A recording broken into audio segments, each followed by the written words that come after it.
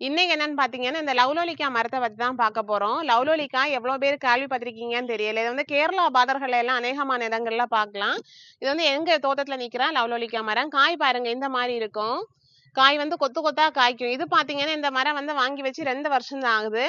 வாங்கி வச்சு 8-10 மாசத்திலேயே காய்கள் வர ஆரம்பிச்சு. இது வந்து பச்சை காய் பாருங்க, பழுத்தாச்சுன்னா எந்த மாதிரி இருக்கும். இது வந்து வருஷத்துல 2-3 வாட்டி காய்க்கவும் செய்யுது. இந்த டேஸ்ட் பாத்தீங்கன்னா புளிப்பும் கதப்பும் சேர்ந்த மாதிரி இருக்கும். இது வந்து ஊறுகாய் போட நல்லா இருக்கும். உப்புல போட்டு சாப்பிடலாம். முக்கியமா பாத்தீங்கன்னா கேரளா சைட்ல எல்லாம் டூரிஸ்ட் பிளேஸ்ல எல்லாம் போகும்போது உப்புல போட்டு வச்சிருப்பாங்க தெரியுமா, மாங்காய் நெல்லிக்காய் அந்த வரிசையில இதுவுமே இருக்கும். இது வந்து நல்ல ஒரு இம்யூனிட்டி பூஸ்டரும் கூட. வீட்டுல வந்து சாதாரணமா இடம் இருக்கிற பட்சத்துல வாங்கி வச்சு ஈஸியா வளர்த்தக்கூடிய ஒரு மரம் தான் இந்த லவ்லோலிக்காய்.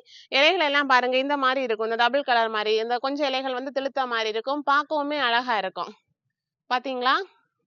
முடிஞ்சா இந்த லவ்லோலிக்கா பிளான்ட் வந்து நீங்களும் வீட்டுல வாங்கி வைங்க. நெல்லிக்காய் மாதிரியே இதுவுமே ஒரு நல்ல இம்யூனிட்டி பூஸ்டர் தான்.